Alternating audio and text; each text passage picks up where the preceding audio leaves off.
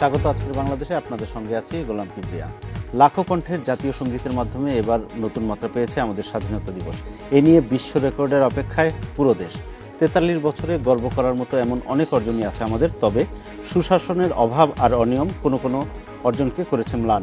দুর্নীতি প্রতিরোধে আমাদের পথ চলা এখনও নির্বিঘ্ন নয়। এক্ষেত্রে রাজনৈতিক সদিচ্ছার অভাবটি স্পষ্ট।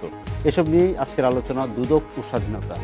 কথা বলতে স্টুডিওতে আছেন তত্ত্বাবধায়ক সরকারের সাবেক উপদেষ্টা ও টিআইবির সাবেক চেয়ারম্যান এম হাফিজউদ্দিন খান, আছেন দুর্নীতি দমন কমিশন দুদকের কমিশনার ডক্টর নাসিরউদ্দিন আহমেদ এবং এবিসি রেডিওর প্রধান পরিচালন কর্মকর্তা সানাউল্লাহ লাবলু। স্বাগত আপনাদের। ১৯৭৫ সালের ২৫ জানুয়ারি জাতীয় সংসদের ভাষণে বঙ্গবন্ধু বলেছিলেন, এ বাংলার মাটি থেকে করাপশন উৎখাত করতে হবে। করাপশন আমাদের বাংলার কৃষক করে না, করাপশন আমার বাংলার মজদুর করে না, করাপশন করি আমরা শিক্ষিত সমাজ। এই ৪ দশকে এই অবস্থার কি কোনো পরিবর্তন হয়েছে? বঙ্গবন্ধু যে কথাটা বলেছিলেন, অবশ্যই ওনার হার্ড রিয়েলাইজেশন থেকে কথাটা বলেছিলেন। এবং শুধু তাই নয়, আমাদের সংবিধানে ২০-২ ধারাতে কিন্তু বলা আছে এটা, যে কেউ যেন আনআর্ন ইনকাম কেউ ভোগ না করতে পারে, রাষ্ট্র সেই ব্যবস্থা করবে, সংবিধানে বলা আছে এটা। সুতরাং ওই সময়কার সরকার এবং তাদের সরকার প্রধান ওনার বঙ্গবন্ধু বা সেই সময়কার যারা ছিলেন, তাদের কারোর মধ্যেই সদিচ্ছার অভাব ছিল না। দুর্নীতিকে প্রতিরোধ করার, দুর্নীতি দমন করার জন্য ওনাদের ফাউন্ডেশন লে করে গেছেন। কিন্তু গত ৪০ বছরের মধ্যে অবস্থার কোনো উন্নতি হয়ই নাই, বরং আরও অনেক অবনতি হয়েছে। ধরেন এই যুদ্ধ বিধ্বস্ত একটা দেশ, ৭৫ সালের কথা যদি আমরা ধরি, সেই দেশে নানা রকম অনিয়ম অব্যবস্থাপনা থাকাটা স্বাভাবিক, এবং তখন নিশ্চয়ই দুর্নীতিটা একটা বড় একটা কনসার্ন ছিল, আর নয়তো সংসদে কথা বলতো না। যেটা উনি বলেছেন যে শিক্ষিত সমাজ এবং যারা এম্পাওয়ার্ড তারাই দুর্নীতির সঙ্গে জড়িত। আমি ৪ দশক পরে আমাদের কি অবস্থা? না, তো কথা ঠিকই, বঙ্গবন্ধু যেটা বলেছিলেন যে কৃষক তো দুর্নীতি করে না, করে হলো বা শ্রমিক তো করে না, করে আমরাই করে থাকি আর কি। শিক্ষিত সমাজ, হোয়াইট কলার জবে যারা আছে তারাই করে থাকে। বিশেষ করে সার্ভিস সেক্টরে এগুলো খুব বেশি হচ্ছে, দুর্নীতি হচ্ছে, এবং এটা প্রকোপ তো দিন দিন বেড়ে গেছে। তার একটা বড় প্রমাণ আমাদের টিএবিতে আমরা যে টিআই থেকে যে সার্ভেটা করা হয় প্রতি বছরই, তাদের বাংলাদেশ তো ১,০০৫ বছর চ্যাম্পিয়ন হয়েছে কন্টিনিউয়াসলি ৫ বছর। তো তারপরে পজিশনটি ইমপ্রুভ করেছে। সেটা এই জন্য যে আমাদের দেশেও খারাপ রেকর্ড আছে কোন মানে আমরা আগাইনি, অন্যরা আরো এগিয়ে গেছে, অন্যরা আরো পিছিয়ে আমাদের নিচে চলে গেছে। কিন্তু আমাদের পুঁজি খুব একটা এখন মতো টলারেবল লিমিটের মতো আসেই নাই, অনেক নিচে রয়ে গেছে। তো সেই হিসাবে আমাদের কোনো অগ্রগতি ৪০ বছর হয় নাই। এবং এটার সবচেয়ে বড় কারণ আমি যেটা সবসময় মনে করি বা বলে থাকি, সেটা হলো যে একটা দেশে একটা কোনো প্রতিষ্ঠান যেগুলো আছে, ওয়াচডগ এজেন্সিস যেগুলো আছে, যেমন দুর্নীতি দমন কমিশন, এগুলো তখনই যতই পাওয়ারফুল করেন না কেন, যথেষ্ট পাওয়ার আমাদের আছে, তারপরে হয়তো আরও কিছু ডেফিসিয়েন্সি থাকতে পারে, কিন্তু তাতেও কাজ হবে না যদি তার পিছনে পলিটিক্যাল ব্যাকিংটা না থাকে। সে পলিটিক্যাল ব্যাকিংটা সবসময় আমাদের দেশে অনুপস্থিত, সে কারণে আমাদের কোনো অগ্রগতি হচ্ছে না। রাজনৈতিক সদিচ্ছার কথা, আমি জনাব হাফিজের কথার প্রসঙ্গ ধরে আপনার কাছে যাচ্ছি। স্বাধীনতার ৪৩ বছর পার করলাম আমরা, ৪ দশক পরে এসে আমাদের দুর্নীতির কি অবস্থা? দুর্নীতি কমেছে না বেড়েছে? দুদকের সূচকে বিষয়টি কিভাবে আসে, আর আপনাদের কি কোনো জরিপ আছে এই দুর্নীতির বিষয়ে? ধন্যবাদ আপনার প্রশ্নের জন্য। আমাদের আসলে আমি ৯ মাস আগে এখানে যোগদান করেছি, কোনো জরিপ আমি করা দেখিনি, যেখানে করে আমরা টিআইবি বা অন্য সার্ভেগুলোই আমরা রিলাই করে থাকি। তবে স্যার যেটা বলছিলেন যে দুর্নীতি আগের চেয়ে আমরা কিছুটা হলেও করাপশন পারসেপশন ইন্ডেক্সে একটু ইমপ্রুভ করেছি। তবে আমরা দুদক তো প্রায় ১০ বছর হলো আমরা এটার প্রতিষ্ঠিত হয়েছে।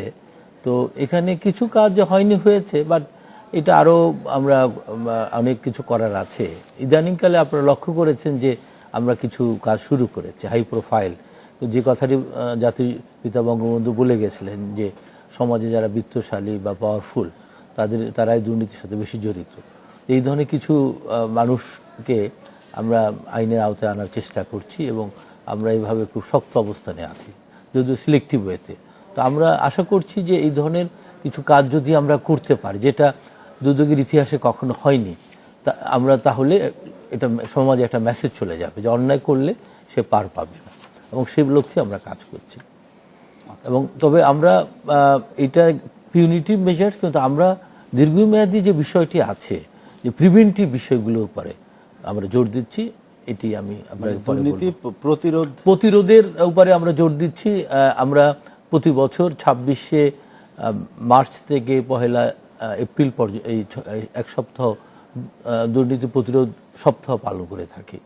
26শে মার্চের একটা তাৎপর্য হচ্ছে যে আমাদের স্বাধীনতা ও জাতীয় দিবস, মানে দুর্নীতি দমনের পাশাপাশি আপনারা প্রতিরোধের নির্মূলের কাজও এটা প্রতিরোধের কাজেই আমরা এখন বেশি গুরুত্ব দিচ্ছি।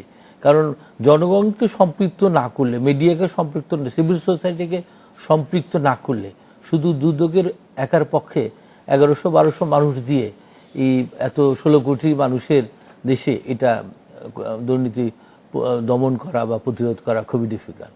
সেই কারণে সবাইকে নিয়ে আমাদের কাজটি করতে হবে। অবশ্যই। আমরা দেখেছি যে প্রতিবেশী রাষ্ট্র ভারতে সম্প্রতি কয়েকটি আন্দোলনে দেখেছি দুর্নীতির বিরুদ্ধে যারাই মাঠে নেমেছেন জনগণ তাদের সঙ্গে সম্পৃক্ত হয়েছে, এবং এটা একটা বিরাট সাফল্যই বলতে হবে। যে এরকম আমাদের দেশে দুর্নীতিকে ইস্যু করে কোনো দল বা কোনো গোষ্ঠী বা কোনো একটা ধরেন সেগমেন্ট সমাজের তারা মাঠে নামছে না কেন? আর যদি নামে তাহলে জনগণের সম্পৃক্ততা বা জনগণের সমর্থন তারা কতটা পাবে বলে মনে করেন আপনি? খুবই হাইপোথেটিক্যাল প্রশ্ন। আসলে ভারতের মতো দেশ, যেটার গণতন্ত্রের বয়স এত পুরনো, সেখানে ধরেন অনেক কিছুই সমাজে সম্ভব, বাস্তব। এবং কিন্তু আপনি দেখবেন যে বাংলাদেশের মতো দেশে আমরা যেখানে এখনো পর্যন্ত পরমত সহিষ্ণুতার ব্যাপারে খুবই, আমি বলবো যে খুবই নিম্ন পর্যায়ে আছি, যে কাউকে দল থেকে বের করে দিলে তাকে নতুন দল পর্যন্ত করতে দিতে চাই না, তার উপর যে চড়াও হই। সুতরাং এই দেশে কেউ একটা নতুন দল করতে চাইলে বা একটা গোষ্ঠী কেউ চাইলে আমরা অতীতে দেখেছি তাদের অভিজ্ঞতা কি। সুতরাং দুর্নীতিকে ইস্যু করে দাঁড়ানো বা একটা কিছু, এটা মানে আপনি যদি বলেন যে থিওরিটিক্যালি সম্ভব, বাট প্র্যাকটিক্যালি হবে কিনা সেটা বলা কঠিন। তবে ঘটনাটা হচ্ছে, বিষয়টা এরকম আমি দেখি যে আপনার দুর্নীতি আমাদের সমাজে যেই জায়গায় গেছে, যেইভাবে এটা ছড়িয়েছে, যে বিস্তৃতি ঘটেছে এটা, এবং মানে হাফিজউদ্দিন খান সাহেব এবং নাসিরুদ্দিন সাহেব দুজনেই যেটা বলেছেন যে দেখেন, এটা নতুন না যে শিক্ষিতরা মূলত দুর্নীতি করে, কারণ যারা কৃষক, শ্রমিক, যারা খেটে খাওয়া মানুষ, যারা নিচের স্তরের মানুষ, তাদের তো দুর্নীতি করার কোনো সুযোগ নাই। এবং তারা নিজের ঘামের পরিশ্রমে কিন্তু আপনার জিডিপিতে কন্ট্রিবিউট করে। দুর্নীতি যারা করে, যারা বিত্তশালী, যাদের ক্ষমতা আছে, যাদের প্রভাব আছে, যারা জানে রাস্তাগুলো। এবং এইটার যে বিস্তৃতিটা ঘটেছে, আপনার যে সারা দুনিয়া এখন যে আমরা ট্রান্সপারেন্সি ইন্টারন্যাশনাল যে সূচকে আমরা হয়তো এখন আগের চেয়ে একটু ভালো করছি, কিন্তু এটার কারণটা আপনি নিজেই বলেছেন যে আসলে অন্য দেশগুলো আরও খারাপ করছে, অন্যরা দুর্নীতিতে আরও খারাপে নেমে গেছে। আমরা আমাদের দেশে 10 বছর আগে আমরা যে অবস্থায় ছিলাম তার চেয়ে আরও খারাপে গেছি। বা যদি বলেন যে এটা কোনোভাবে থামার কোনো লক্ষণ এখন পর্যন্ত দেখছি না। তবে এই ইস্যুটাকে নিয়ে নাগরিক সমাজের মধ্যে চিন্তা ভাবনা আছে, কথাবার্তা আছে, আলোচনা আছে। আপনি জানেন যে সম্প্রতি ট্রান্সপারেন্সি ইন্টারন্যাশনাল কিছুই না, আপনার সংসদের সময়সূচি নিয়ে, সংসদে কত ঘন্টা অপচয় হয় সময়, মানে অপ্রয়োজনীয় আলোচনায়, সেটা নিয়ে তারা একটা রিসার্চ ওয়ার্ক করে তারা একটা পাবলিশ করেছিলেন, এবং তার প্রতিক্রিয়া আপনি দেখেছেন সংসদে কিভাবে হয়েছে। তো সেইটা যদি হয়, আপনি যদি এই মতো যদি আপনি সহ্য করতে না পারেন, এই অভিজ্ঞতা আমাদের হয়েছে যখন যারা ক্ষমতায় থাকেন তারা কখনোই ট্রান্সপারেন্সি ইন্টারন্যাশনালটা মানেন না, যারা বিরোধী দলে থাকেন তারা অস্ত্র হিসেবে ব্যবহার করেন, তারাই যখন আবার ক্ষমতায় থাকেন উল্টা চিত্রটা দেখি। একটু ইন্টারাপ্ট করি। এই যে রিপোর্ট সম্বন্ধে যেটা সানা সাহেব বললেন, এটা কিন্তু নতুন নয়।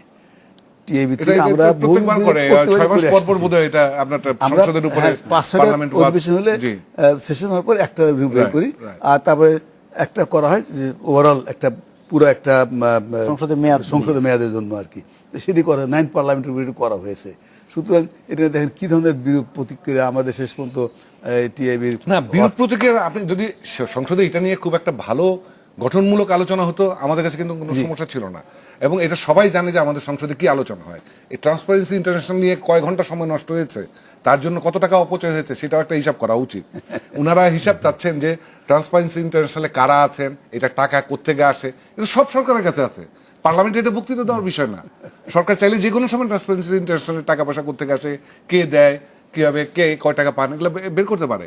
সুতরাং এটা পার্লামেন্টে বক্তৃতা দিয়ে মাঠ গরম করা বা নিজেদেরকে দেখানো, এইটা খারাপ। আমি যেটা বলি যে দেখেন, আমাদের সমাজে আমাদের রাজনীতিবিদদের ক্ষেত্রে সদিচ্ছা তো দেখি না, বরং যারাই কিছু ভিন্নমত প্রকাশের চেষ্টা করেন তাদেরকে এমনভাবে চেপে ধরেন, নাগরিক সমাজের মুখগুলো বন্ধ করার জন্য এমনভাবে চেষ্টা করেন, প্রতিষ্ঠানগুলোকে এমনভাবে ক্ষতিগ্রস্ত করেন যে আমরা ভয় পেয়ে যাই। ফলে জানি না এই দেশে এইভাবে আপনি যেটা বলছেন যে স্বাধীন কোনো আন্দোলন করে অন্য প্রসঙ্গে আছে। ধরেন নবম সংসদে দুর্নীতির অভিযোগ ছিল এমন কয়েকজনকে নির্বাচনে মনোনয়ন দেওয়া হয়নি। অভিযুক্ত কেউ কেউ মন্ত্রিত্ব হারিয়েছেন, আবার হলফনামা ধরে কারো কারো বিরুদ্ধে তদন্তে নেমেছে দুদক। এরকম অনেকগুলো ঘটনা আমরা দেখেছি। সেগুলো কিন্তু পজিটিভ। হ্যাঁ, সেটাই বলছি যে এরকম সেই সংসদের কাছে কিন্তু আমরা এটা এক্সপেক্ট করিনি। কিন্তু সেগুলো তো আমরা গণমাধ্যমে বা সুশীল সমাজ সেইভাবে কিন্তু রেকগনাইজ করেনি বা সেগুলোকে উৎসাহ দেওয়া হয়নি। রেকগনাইজ করেনি আপনি যদি বলেন তা না। আপনি দেখবেন যে এই মামলাগুলো কিন্তু বা তদন্ত কিন্তু মিডিয়া কিন্তু ফলো করছে এক, এবং এই বিষয়গুলো, হলফনামার বিষয়গুলো কারা বের করে এনেছে?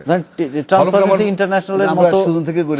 ইন্টারন্যাশনালের মতো প্রতিষ্ঠানগুলোকে এটাকে সাধুবাদ জানিয়েছে বা আমি জানি না। এবং হলফনামার বিষয়গুলো কারা বের করে এনেছে? ধরেন এই নাগরিক সংস্থাগুলো, নাগরিক যে মিডিয়া, তারা ওয়েবসাইট থেকে হিসাব বের করে কিন্তু এটা হলফনামার হিসাবটা দিয়েছে, কিন্তু তারপরে যখন সেগুলো ধরে ব্যবস্থা হচ্ছে তখন সুশীল সমাজ বা তাদের কাছ থেকে কতটা পাওয়া গেছে আমি মনে করি যে মানে এগুলো তো এনকারেজ করা দরকার। এখানে একটা জায়গা কিবরিয়া যে এটা ধরেন আমাদের আলোচনা আগালে পরে হয়তো আমরা আরেকটু ভালো করে বলতে পারবো। সেটা হচ্ছে যে দুর্নীতি দমন কমিশন বা দুর্নীতি দমনের ব্যাপারে মানুষের মধ্যে যে পারসেপশন, মানুষের যে ধারণা এবং আমাদের মানুষের যে আস্থার জায়গাটা, সেটা কিন্তু খুবই নড়বড়ে। মানুষ খুব বেশি আশাবাদী হতে পারে না, কারণ আসলে অতীতের অভিজ্ঞতা আমরা দেখেছি যে খুব বেশি, ফলে আপনি যেটা বলছেন যে খুব বিরাট করে সবাই ঝাঁপিয়ে পড়বে, উৎসাহিত করবে, মানে আমি জানি না, হয়তো সেটাও একটা কারণ যে মানুষ আসলে খুব বেশি কোনো কিছু নিয়ে উৎসাহিত হতে পারে না। কিন্তু এখানে দুদক যেহেতু আছেন, উনি হয়তো ভালো বলতে পারবেন। ওনার কাছে যাচ্ছি আমি আপনার প্রশ্নটা নিয়ে, যে দুদকের উপর মানুষ আস্থা রাখতে পারছে না, যেটা বললেন সানাউল্লাহ লাবলু, সেটার সঙ্গে আপনি কি একমত কিনা? এখানে আস্থার কিছু সমস্যা তো রয়ে গেছে। আস্থা মানে কি, আমাদের তো কাজের মাধ্যমে দেখাতে হবে যে মানুষ দেখতে চায় যে আমরা যাকে অনুসন্ধান করছি বা তদন্ত করছি তাকে আইনে আশ্রয়, আইনে নিয়ে যাওয়া, প্রসিকিউট করা বা কোর্টে তার পরিণতিটা দেখতে চায়, কনভিকশনটা আলটিমেটলি দেখতে চায় যে অন্যায় করেছে তার যাতে কনভিকশন হয়। আমি কয়েকদিন আগে ইন্দোনেশিয়াতে গেলাম, সেখানে কনভিকশন রেট হচ্ছে 100%। মানে যাকে তারা ধরে, এটা তারা ইনভেস্টিগেশন, প্রসিকিউশন, কনভিকশন একেবারে 100%।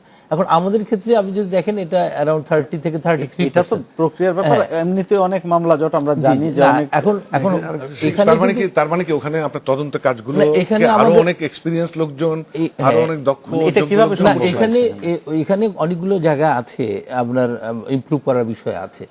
যেমন এই যে আমাদের অনুসন্ধান, আমাদের প্রথম আমরা যেটা একটা অভিযোগ পেলে অনুসন্ধানের জন্য আমরা নিই, যদি আমাদের কমিটি আছে মনে করে অনুসন্ধানের জন্য যাবে, তো এখানেও এই অনুসন্ধান প্রক্রিয়ার সাথে যারা সম্পৃক্ত, অনুসন্ধানের কর্মকর্তা, তাদেরও কোয়ালিটেটিভ কিছু ইমপ্রুভমেন্টের দরকার আছে। এই কারণেই আমরা আগামী 6 তারিখ থেকে আমরা 8টা ব্যাচে আমাদের প্রশিক্ষণ, যেখানে জাস্টিসরা এসেই ওনাদের পড়াবেন।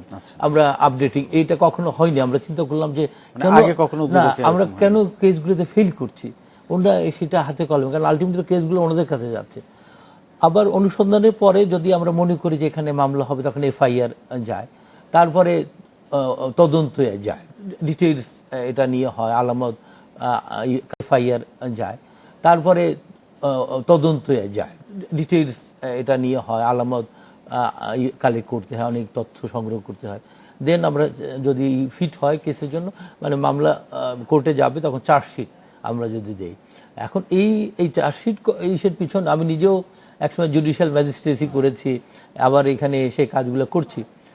এখানে দেখলাম যে আমি নিজেও একটু দেখলাম অবলোকন করে যে এখানেও পদ্ধতিগত কিছু সমস্যা আছে। রিপোর্ট রাইটিং, এই সমস্যাগুলো আপনারা আইডেন্টিফাই করে আমরা এখন আমরা তারপরে আরেকটা সমস্যা হয়েছে, এই আমাদের কেসগুলো তো আবার আমাদের প্যানেল লয়ার্স। হ্যাঁ, দুদকের কার্য প্রক্রিয়া নিয়ে আমরা আরো বিস্তারিত আলোচনা করবো একটা বিরতির পর। Thank you. নিচ্ছে একটা বিরতি, সাথেই থাকুন।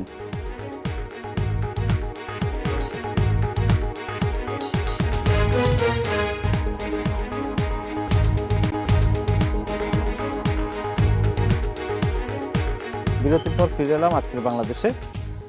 যে প্রসঙ্গে কথা হচ্ছিল টিআইবির সাম্প্রতিক জরিপটা নিয়ে, আপনারা সম্প্রতি একটা জরিপে বলেছেন সংসদে, টিআইবি বলেছে সংসদে কার্যকর বিরোধী দল নেই, কার্যকর বিরোধী দল পেতে দশম সংসদের মেয়াদ সাময়িক হতে পারে, এমন একটা কথা বলছেন। 90 পরবর্তী সংসদীয় গণতন্ত্রে আমরা কি আসলেই কোনো কার্যকর বিরোধী দল পেয়েছি? আর দুর্নীতি দমনে বিরোধী দল কি ভূমিকা রাখতে পারে, আদৌ রাখে কিনা? না, কয়েকটা প্রশ্ন আপনার কাছে। হ্যাঁ, একটা প্রথম কথা হলো যে কার্যকর বিরোধী দল তো আমাদের কোনো সময় ছিল না।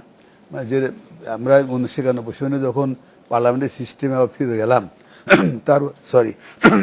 তারপরে শুরু হলে এই যে এই সংসদ বর্জনের যে কালচার কৃষ্টি শুরু হয়ে গেলে তারপর তো ধারাবাহিকভাবে চলেই আসছে।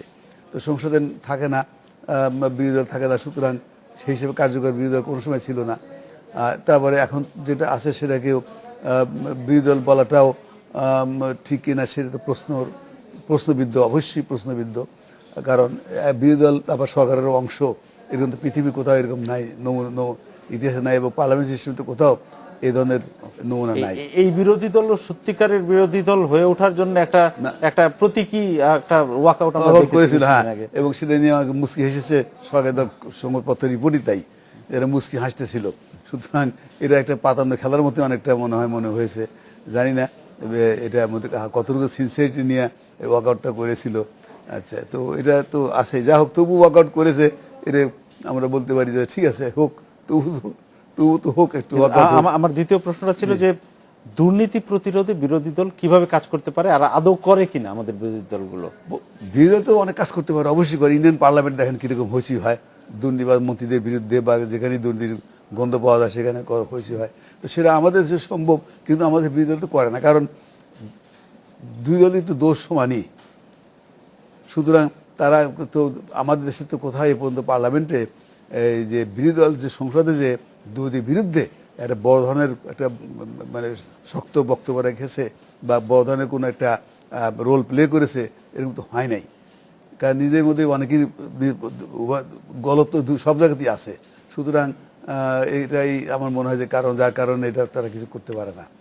এবং আরেকটা জিনিস আমরা লক্ষ্য করেছি যে যখন মামলা মোকদ্দমা হয় দুর্নীতি নিয়ে, সবসময় বিরোধী দলের এগেন্সটে মামলা হয়, সরকারি দলের এগেন্সটে মামলা হয় না। অর্থাৎ যারা বিরোধী দল থাকে সব দুর্নীতি তারাই করেছে, এরই ভাবখানা এরকমই।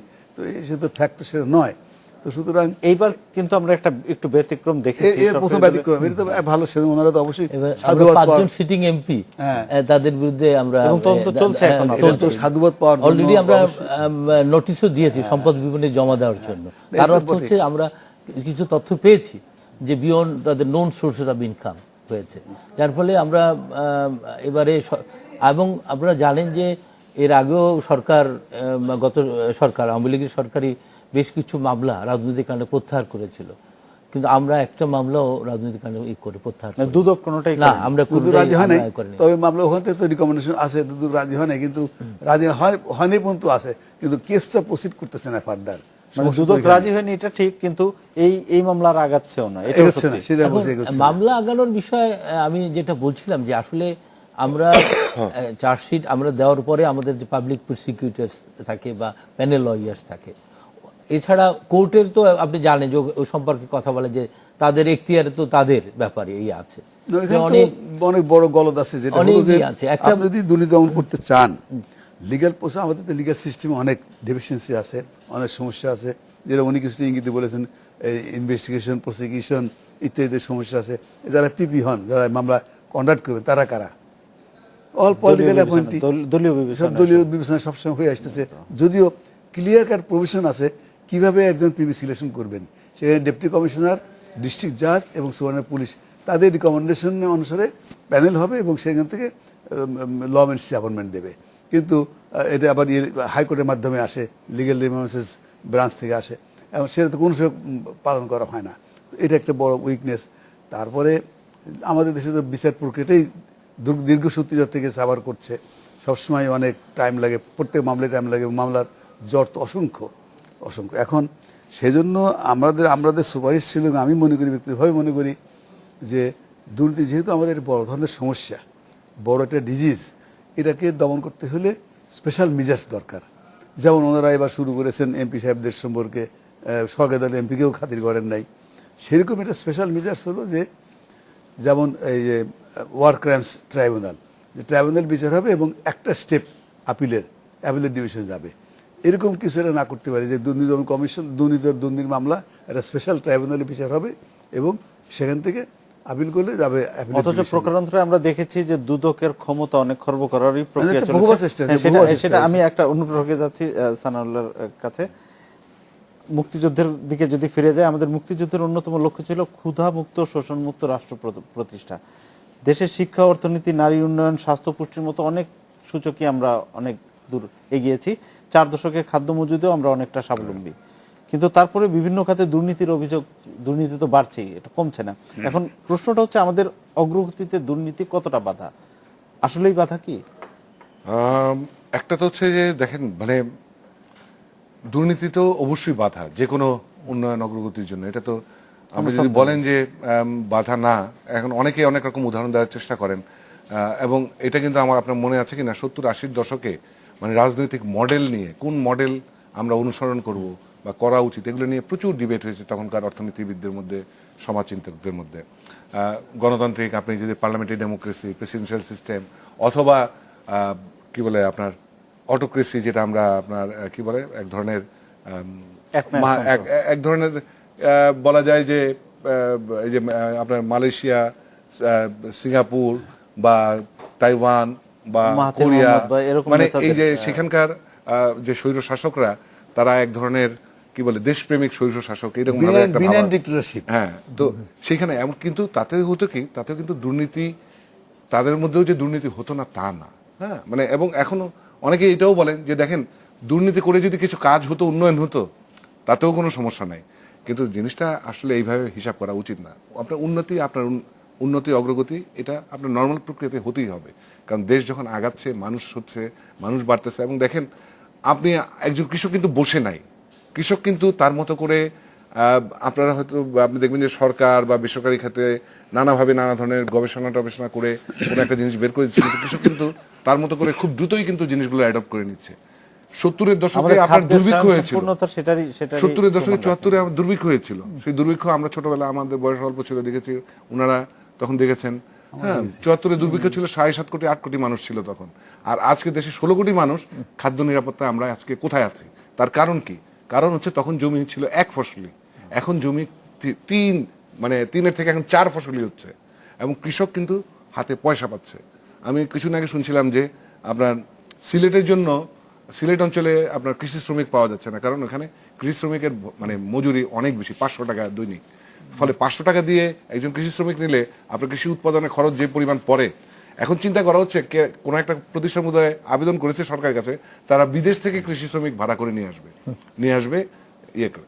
তো দেখেন, আসলে অনেক জায়গাতে কিন্তু আমাদের উন্নতি হচ্ছে, অগ্রগতি হচ্ছে। নারী সূচকগুলোতে যদি দেখেন, আমাদের শিক্ষা, স্বাস্থ্য সূচকগুলোতে যদি দেখেন, এইখানে যদি দুর্নীতি কমে আসতো, আপনার অর্থনীতিদের হিসাবও আছে, আমাদের জিডিপি গ্রোথ কিন্তু আরো অনেক বেড়ে যেত, আরো 3 থেকে 4% বেড়ে যেত। আপনি এটা হারাচ্ছেন কিন্তু এই দুর্নীতির জন্য, এবং এই সুফলটা নিয়ে যাচ্ছে কারা? সুফলটা নিয়ে যাচ্ছে সমাজের একটা অংশ। এই সুফল কিন্তু কৃষক পাচ্ছে না, এই সুফল কিন্তু দেশের সাধারণ মানুষ পাচ্ছে না। এই সুফলটা নিয়ে যাচ্ছে একটা ক্ষুদ্র একটা যারা গোষ্ঠী। এই সূচকের অগ্রগতিতে ভূমিকা রাখছে তারা কোনো সুফল না, পাচ্ছে না। তারা কিন্তু কোনো ইয়ে পাচ্ছেন না, এই কৃষক শ্রমিক পাচ্ছেন না। এটা নিচ্ছেন আপনি। ছোট্ট একটা খবর নিশ্চয়ই দেখেছেন যে গার্মেন্টসটা আপনার স্ট্যান্ডার্ড ফ্যাশন কদিন আগে পত্রিকা পুড়ে গিয়েছিল, এবং তার মালিকের জন্য কি সিম্পেথি, ধরেন আমরা মিডিয়া যে সিম্পেথি প্রকাশ করেছে। দেখেন, ওনার কোনো রকম কোনো সমস্যা ছিল না, সরকার সাপোর্ট দিতে এগিয়ে এসছে, বাংলাদেশ ব্যাংক সাপোর্ট দিতে এগিয়ে এসছে। উনি যে বিমা দাবির মধ্যে এমন কিছু জিনিস ঢুকিয়ে দিলেন, কারসাজি করলেন, অনিয়ম করলেন এবং করলেন। দেখেন, মানে আপনি কাকে বিশ্বাস করবেন? আপনি দেশে কাকে বিশ্বাস করবেন? আমি যাচ্ছি নাসিরউদ্দিন সাহেবের কাছে। নবম সংসদের সময় পদ্মা সেতু, হলমার্ক, রেলওয়ে দুর্নীতি। আমি যাচ্ছি নাসিরউদ্দিন সাহেবের কাছে। নবম সংসদের সময় পদ্মা সেতু, হলমার্ক, রেলওয়ে দুর্নীতির মতো অনেক অভিযোগ দেশে বিদেশে আলোচিত হয়েছে, এখন পর্যন্ত এসব দুর্নীতির মামলার কোনো সুরাহা আমরা দেখতে পাইনি, কেউ শাস্তি পায়নি। এজন্য বিচার পদ্ধতির দীর্ঘসূত্রিতা নাকি দুদকের পদ্ধতিগত ত্রুটি, কোনটাকে দায়ী করবেন আপনি? আমি আপনার কাছে যাব একটা বিরতির পর, বিরতি থেকে ফিরে এসে আরো একটা বিরতির সাথেই থাকুন।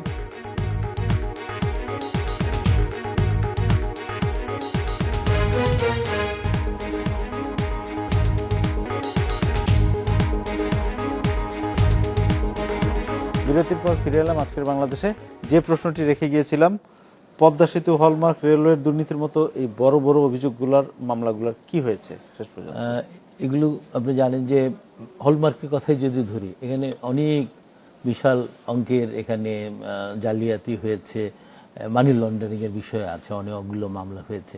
তো এখানে বিষয় হলো যে এই দুদকের একার পক্ষে এই ধরনের যেহেতু আর্থিক মানে ব্যবস্থাপনার সমস্যা হয়েছে, এখানে বাংলাদেশ ব্যাংকের আমরা যদি সেভাবে অনলাইন কানেক্টিভিটি সাপোর্ট পেতাম, আমরা তো ম্যানুয়ালি কাজ করতে অনেক সময় লেগেছে, আমি দেখেছি, আমি এসে যেটা দেখলাম যে অনেক সময় লেগেছে। তো এই কাজগুলো আরও ত্বরান্বিত করা যেত যদি বাংলাদেশ ব্যাংকের সাথে আমাদের অনলাইন কানেক্টিভিটি, ইদানিংকালে টেকনোলজি ব্যবহারের দিকে বাংলাদেশ ব্যাংকও করেছে, যেমন মানি লন্ডারিংয়ের ক্ষেত্রে তারা একটা ইউনাইটেড নেশনস সফটওয়্যার গো AML তারা করছে, আমরা তাদের সাথে কানেক্টেড হচ্ছি।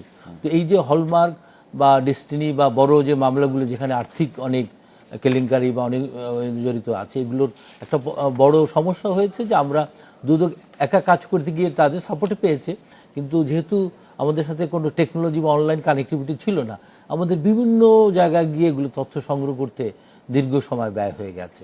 তো এখানে আমি মনে করি যে এই ধরনের মানি লন্ডারিং বা বড় ধরনের মামলাগুলো আর্থিক ব্যবস্থাপনা, সেগুলো ক্ষেত্রে যে আর্থিক প্রতিষ্ঠানগুলো যেমন বাংলাদেশ ব্যাংক আছে বা রাজস্ব ব্যবস্থাপনার ক্ষেত্রে জাতীয় রাজস্ব বোর্ড আছে, সবাই মিলে যদি আমরা একসাথে কাজ করি এবং আমাদের মধ্যে যে কানেক্টিভিটি যেটা আমরা এখন শুরু করতে যাচ্ছি, যে বাংলাদেশ ব্যাংকের সাথে একটা মেমোরান্ডাম আন্ডারস্ট্যান্ডিং আমরা শীঘ্রই স্বাক্ষর করব, কারণ এই তথ্যগুলো আমরা অনলাইন পেতে চাই এবং তারা আমাদেরকে দিবে, তাহলে আমাদের সময়গুলো বেঁচে যাবে। ন্যাশনাল বোর্ড অফ রেভিনিউর সাথে আমরা করতে যাচ্ছি, কারণ আপনি জানেন যে বাংলাদেশ থেকে প্রচুর টাকা বিদেশে চলে যায়, মানি লন্ডারিং হয়ে যায়, এবং তার একটা বড় অংশ হচ্ছে ট্রেড বেসড মানি লন্ডারিং। এক্সপোর্টের ক্ষেত্রে ওভার ইনভয়েসিং হয়। আবার যদি আমি একটু আসি যে এই আস্থাহীনতার কথা যেটা সানাউল্লাহ আবলু উঠেছিলেন, যে দুদকের প্রতি মানুষের আস্থা কম, আপনিও সেটা স্বীকার করে নিয়েছেন, আস্থার জায়গাটা তৈরি করতে হবে। তো এই বড় বড় মামলাগুলোর যদি পরিণতি বা আমরা কোনো শাস্তির না দেখতে পারি, তাহলে কি দুদকের উপর মানুষের আস্থাটা ফিরে আসবে? বড় মামলাগুলো যেমন হলমার্কের ক্ষেত্রে তো আমরা কোর্টে এটাই করেছি, এখন কোর্টে তো তাদের আপনারা জানেন প্রক্রিয়া আছে। পদ্মা সেতু বা সেগুলো পদ্মা সেতুর ব্যাপারটা এখনো চলছে, ওটা জানেন তো আপনার, ক্যানাডাতেও মামলা চলছে। দীর্ঘসূত্রিতাটা কি, মানে এই দীর্ঘসূত্রিতা আমাদেরও এখানেও আছে, ইনভেস্টিগেশনের ক্ষেত্রে তথ্য সংগ্রহের আমি যেটা দেখলাম যে অনেক সময় লাগছে, এটা আছে। আর প্যারালালি ওখানে ক্যানাডাতেও এই ধরনের মামলা আছে, চলছে, যে কারণেই এটা বিলম্বিত হচ্ছে। তো আমরা চেষ্টা করছি এই মামলাগুলো তো তাড়াতাড়ি এটাকে সমাপ্ত করার জন্য আমরা চেষ্টা করছি। অবশ্যই এই প্রসঙ্গে যাচ্ছি না, আমি আসলে যেটা বলতে চাচ্ছিলাম, দেখেন এর আগেও যেটা আমরা কথা বলছিলাম, দুর্নীতি দমনটাকে আমরা যেন মনে হচ্ছে আমাদের দেশে আমরা দুদকের উপরে সমস্ত দায়িত্ব ছেড়ে দিয়ে বসে আছি, এবং দুর্নীতির কোনো প্রসঙ্গ আসলেই আমরা ওর দিকে আঙ্গুলটা তুলে দিই। দুর্নীতি দমন করার জন্য বা দুর্নীতির বিরুদ্ধে ব্যবস্থা নেওয়া, প্রতিরোধের জন্য অনেকগুলো সংস্থা কিন্তু আছে, কাজ করে রাষ্ট্রের মধ্যে, অনেকগুলো প্রতিষ্ঠান আছে তার মতো করে তার জায়গাতে কাজ করে, এবং প্রত্যেকের কিন্তু আলাদা আলাদা তার সীমারেখা কিন্তু টানা আছে। ধরেন ব্যাংকিং সিস্টেমে কোনো রকম সমস্যা, কোনো জালিয়াতি, প্রতারণা বা যা কিছু হচ্ছে, বা তার সাথে কোনো কেলেঙ্কারি ঘটনা ঘটছে, সেখানে কিন্তু Bangladesh bank empowered regulatory body হিসাবে সে তার মতো করে ব্যাংকগুলোর বিরুদ্ধে ব্যবস্থা নেবে, বা যারা এটার সঙ্গে যারা জড়িত তাদের সঙ্গে ব্যবস্থা নেবে।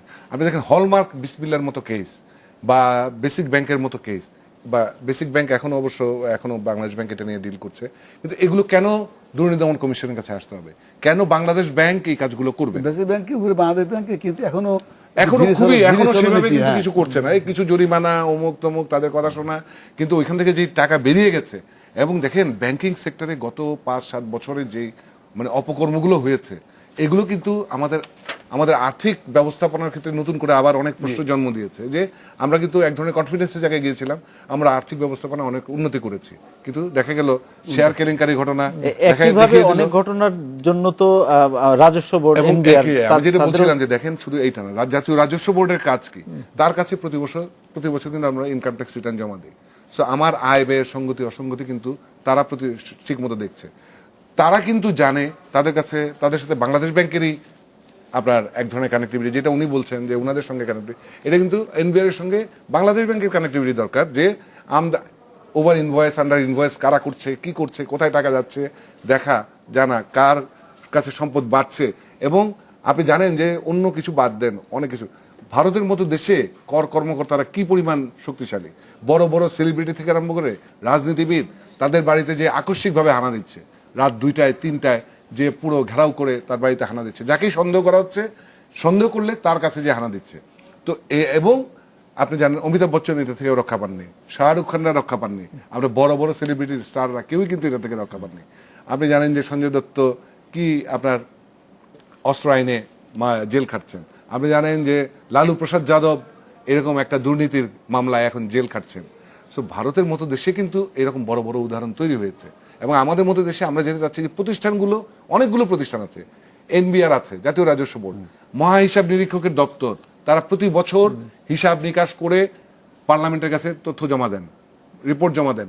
সেইটা কে দেখবে? এটা দেখার কথা পার্লামেন্টারি কমিটিগুলোর, প্রত্যেকটা মন্ত্রণালয় সম্পর্কিত পার্লামেন্টারি কমিটি করা আছে, এবং পার্লামেন্টের কাছেই কিন্তু জবাবদিহিতা সরকারের নির্বাহীর এই জায়গাটাতে। কিন্তু আমরা পার্লামেন্টারি কমিটিগুলোর সেই কাজটা কোথায় দেখছি? টিআইবি কি এটা নিয়ে কোনো কাজ করেছে? সংসদীয় কমিটিগুলোর কার্যক্রম কোনো আপনাদের? হ্যাঁ, আমাদের রিপোর্ট আছে। সেটার ফাইন্ডিংসটা কি আপনাদের? ওই তো এখানে আমার বেশ কিছুদিন আগে রিপোর্টটা বেরিয়েছিল, মানে মোটামুটিভাবে যেটা আমরা জানি সেটাই, অর্থাৎ পার্লামেন্ট কমিটিগুলো ঠিকমতো কাজ করে না, সক্রিয় না। তারপরে তারা যদি সক্রিয় থাকতো হয়তো অনেক ক্ষেত্রে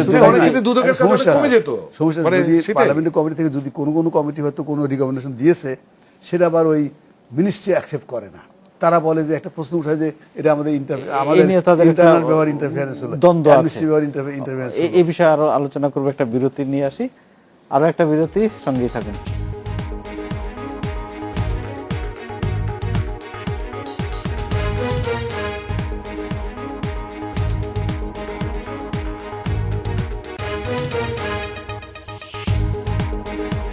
আজকের বাংলাদেশ সৌজন্যে গ্রামীণ ফোন। একটু বসো।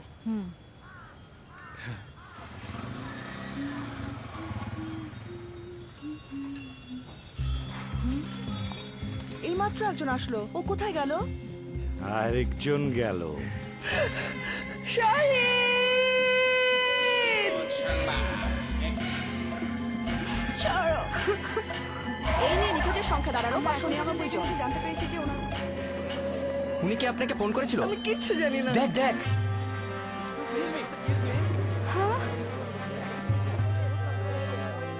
কোথায় ছিলে তুমি? আমি রিচার্জ করলাম আর শোরুমে গিয়ে পড়লাম, দেখলাম গ্রামীণ ফোনে 500 টাকা বা তার বেশি রিচার্জ করলেই এলজি বাটারফ্লাই যে কোনো পণ্যের উপর থাকছে 10% ছাড়। এবার তুমি যাও। হাই, আপনি কি আপনার ডাভ শ্যাম্পু ফিরিয়ে দেবেন? No chance.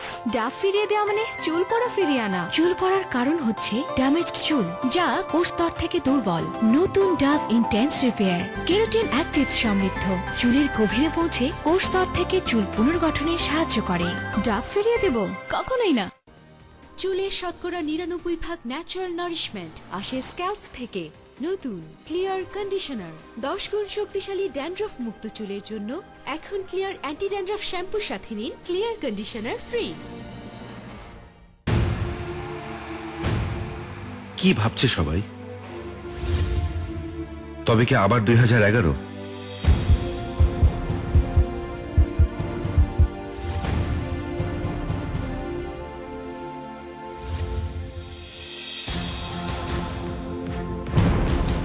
But whatever. বিরতির পর ফিরে এলাম আজকের বাংলাদেশে। দুর্নীতি প্রতিরোধে তরুণ প্রজন্মের ভূমিকা কিভাবে মূল্যায়ন করবেন? আসলে যেটা দরকার সেটা হলো যে যেটা আমাদের ডক্টর নাসির বলতে চাচ্ছিলেন, যে মানুষের মধ্যে দুর্নীতি বিরোধী মনোভাব গড়ে তোলা দরকার। দুর্নীতি বিরোধী মনোভাব করতে গেলে তরুণ প্রজন্মকেই সেখান থেকে শুরু করতে হবে। এবং আমাদের টিআইবিতে এই ধরনের প্রকল্প আছে, আমরা কাজ করে যাচ্ছি। আমরা বলি ইয়েস বলি, youth engagement and support. University এবং কলেজের ছাত্রদের মধ্যে আমরা দুর্নীতি বিরোধী মনোভাব গড়ে তোলার চেষ্টা করছি, বিভিন্ন রকম প্রোগ্রাম করছি, বিভিন্ন কর্মসূচি নেওয়া হচ্ছে, পথনাট্য থেকে নাটক থেকে আরম্ভ করে নানান রকমভাবে। এই তরুণ প্রজন্মের থেকে আপনারা কিরকম ফিডব্যাক পান, তাদের কাছ থেকে কিরকম তারা সাড়া তো পান? আমরা এটা মোটামুটিভাবে পজিটিভ রেসপন্স পাই এবং আমরা ভালো আমাদের যে কাজটা হচ্ছে এবং তাদের কাছে যে ফিডব্যাক যেটা পাই তাতে মনে হয় এই সমস্ত ছেলেপেলে যখন লেখাপড়া শেষ করবে এবং কর্মক্ষেত্রে আসবে তখন তাদের মধ্যে এই মনোভাব, যত লোকে আমরা আমাদের সঙ্গে সম্পৃক্ত আছে এই ব্যাপারে, তা যদি 10%ও এই মনোভাবটা বজায় রাখে চাকরি জীবনে এসে, কর্মজীবনে এসে, তাহলে তো অনেক কাজ হবে, আমি এটা মনে করি। সেজন্য এটা আমি মনে করি এটা ভালো কাজ হচ্ছে আর কি। এখানে দুদক নিয়ে আপনার স্বপ্নের কথা বলেন, দুদককে আপনি কোথায় দেখতে চান? আমাদের দেশের দুর্নীতি কমাতে, দুর্নীতি নির্মূল বা দুর্নীতি দমনে দুদক কি রকম কাজ করবে, আপনার স্বপ্নটা বলুন। আমরা একটা স্ট্র্যাটেজিক প্ল্যান করছি আগামী 5 বছরে দুদককে কীভাবে দেখি। সেখানে আমরা মূলত প্রিভেনশন উপরে জোর দিচ্ছি এবং আপনি যে কথাটি বললেন এই যে ভবিষ্যৎ প্রজন্ম, আমাদের প্রতিটা জেলা এবং উপজেলাতে দুর্নীতি প্রতিরোধ কমিটি আছে এবং তাদের মূল কাজ হচ্ছে যে স্কুল, কলেজ, মাদ্রাসা। এখানে কন্ট্রোভার্সি ইদানিং আমরা ওগুলো দেখছি, কন্ট্রোভার্সি কিছু ছিল, আমরা পুনর্গঠন করেছি স্যার, আমরা করে আমরা এগুলোকে এখন একটা শেপে নিয়ে আসছি। তবে এগুলোকে অ্যাক্টিভেট করতে হবে যে অবস্থা, আমরা এই জন্য মাঠ পর্যায়ে আমরা করছি। আমি আপনার স্বপ্নটা জানতে চাচ্ছিলাম, দুদক কোন জায়গায় দেখতে চান? আমরা এখন 5 বছর পরে তো খুব বেশি একটা করা যাবে না, তবে আমরা আশা করছি যে মানে দুর্নীতি এখন মানে পার্সেন্টেজে কত কমাতে হবে, আমরা এর বিরুদ্ধে আমরা কাজগুলো যেভাবে করছি যে বিভিন্ন প্রতিষ্ঠান যেগুলো খুব সেন্সিটিভ প্রতিষ্ঠান আছে, যেমন ইনভেরির কথা বললেন বা ল্যান্ড মিনিস্ট্রির কথা বললেন, রেজিস্ট্রেশন ডিপার্টমেন্ট, পুলিশের কথা বললেন, এইসব জায়গায় সিস্টেমিক ইমপ্রুভমেন্টের জন্য আমরা কাজ করছি। আমরা যদি আগামী 5 বছরে এইসব জায়গায় আমরা আমাদের 11টা টিম কাজ করছে, আমরা এদেরকে সাথে চিন্তা করছি যে এই 5 বছর তাদের এই সিস্টেমে ডেভেলপ করতে হবে, যেটা ইন্দোনেশিয়া বিভিন্ন দেশে করছে। তাহলে আমরা আশা করছি যে আগামী 5 বছরে আমরা দুর্নীতি অনেক দূর কমিয়ে নিয়ে আসতে পারবো এবং আমাদের ভবিষ্যৎ প্রজন্মই এক্ষেত্রে ইন্টিগ্রিটি ইউনিটস আছে, তারা বিভিন্নভাবে কাজ করছে এবং আমরা পাঠ্যপুস্তকেও এই দুর্নীতির উপরে, প্রতিরোধের উপরে জোর দিচ্ছি যাতে করে ব্যাপকভাবে সচেতনতা বৃদ্ধি হয়। আমরা আমার দৃঢ় বিশ্বাস আগামী 5 বছরে মানে মধ্যে আমরা একটা ভালো একটা পাবো আর দুর্নীতি প্রতিরোধের ক্ষেত্রে এবং দমনের ক্ষেত্রে একটা ব্যাপক আমরা সফলতা অর্জন করতে পারবো। দুদক সহ যেই প্রতিষ্ঠানগুলো আমাদের আর্থিক, সামাজিক এবং ধরেন রাজনৈতিক অপরাধ নিয়ে কাজ করছে, সেই প্রতিষ্ঠানগুলো থেকে আপনার আশা কি? সত্যি কথা বলতে গেলে কি প্রিয়া, আপনার মনে একটু আগে আমরা ব্রেকের সময় যেটা বলছিলাম যে দেখেন দুর্নীতির বিষয়টা নিয়ে আমরা মানে কথা বলতে বলতে একরকম ক্লান্ত এবং এটার ভুক্তভোগী আমাদের সমাজের সবাই। হয় আমরা দুর্নীতি দেই, দুর্নীতি নেই, বা আমরা দুটোই করি, এরকমই সমাজে যারা আমরা বিত্তশালী, ক্ষমতাশালী, প্রভাবশালী বা শিক্ষিত এরকম। দেখেন আমি এরকম একটা সময়ে, আপনার নিশ্চয়ই মনে আছে যে বাংলাদেশের স্বাধীনতার পরে আমরা একটা সময় দেখেছিলাম, খুব অল্প সময় যদিও, 2007-8 সালে, এবং সেটা যদিও একটা অগণতান্ত্রিক সরকার, তার সময় রাস্তাঘাটে আপনি কোটি কোটি টাকা দামের গাড়ি রাস্তাঘাটে পড়ে থাকতে দেখেছেন, পরিত্যক্ত অবস্থায়, কেউ মালিকানা করছে না, হ্যাঁ, পাজেরো, অমুক তমুক গাড়ি, এবং সেগুলো থানার মধ্যে পড়ে পড়ে নষ্ট হয়েছে মাসের পর মাস, বছরের পর বছর। এবং অনেক অনেক দুর্নীতিবাজ দেশ ছেড়ে পালিয়ে গিয়েছিল এবং অনেকেই বিদেশে বাড়ি করেছে, গাড়ি মানে সম্পদ নিয়ে গেছে, এগুলো আমরা শুনেছি, জেনেছি। দেখেন আমি চাই যে আসলে এই যে বললেন যে বাংলাদেশ ব্যাংক, এনবিআর, মহাহিসাব নিরীক্ষকের দপ্তর, পার্লামেন্ট, দুদক, মানে এই যে সংস্থাগুলো, আমরা চাই যে একটা সমাজটাকে ধরে একটা ঝাঁকি দেওয়া দরকার, একটা মেসেজ দেওয়া দরকার, একটা বার্তা পৌঁছানো দরকার যে অনেক হয়েছে, আর না, আর সহ্য করবো না। এবং এটার সঙ্গে আপনি যেটা বলছেন, যেটা হাফিজুদ্দিন স্যার বলছিলেন বা ওনারা বললেন, ডক্টর নাসিরও বললেন, যে দেখেন তরুণদেরকে যুক্ত করা। আপনি একজন শিশু বা একজন স্কুল পড়ুয়া বাচ্চা, তাকে সে যখন বুঝবে যে তার বাবার ইনকাম কত, তার সাথে তার বাবার তার নিজের ঘরের যে কি বলে আপনার খরচ যেটা, সেটা যখন হিসাব নিকাশ করবে, তাকে যখন ক্লাস স্কুলের মধ্যে আপনি হিসাব নিকাশটা বুঝিয়ে দেবেন যে তুমি তোমার নিজের ঘরে তুমি বাবাকে যে প্রশ্ন করো যে বাবা তুমি কোথেকে এত টাকা পাচ্ছ, কিভাবে তুমি এত টাকা খরচ করছো, তোমার আয়টা কোথা থেকে আসতেছে, তুমি এত টাকা বেতন পাও জানি, কিন্তু তুমি তো আমার পিছনে এত টাকা খরচ করো, কোত্থেকে আসে? এই প্রশ্নগুলো ওদের মধ্যে তুলে দিতে হবে। আমার সন্তানের মুখ থেকে আমি মনে করি যে ওই প্রতিরোধের জায়গাটা তৈরি করতে হবে এবং নাড়াটা দিতে হবে। সমাজে নাড়া দেওয়া ছাড়া উপায় নেই, এবং এখানে পলিটিক্যাল পার্টিগুলোরও আমরা একটা বড় রোল চাই। আওয়ামী লীগ বলেন, বিএনপি বলেন, বড় দলগুলো বলেন, তাদের কাছ থেকেও তাদের সদিচ্ছাটা দেখতে চাই। রাজনীতির সদিচ্ছাও অবশ্যই, জরুরি অবশ্যই। এই দুর্নীতি প্রতিরোধে। জি। অবশ্যই, জি, ধন্যবাদ আপনাদের আমাদের স্টুডিওতে আসার জন্য। এই ছিল আজকের বাংলাদেশ। দেখা হবে আগামীকাল একই সময়ে। শুভরাত্রি।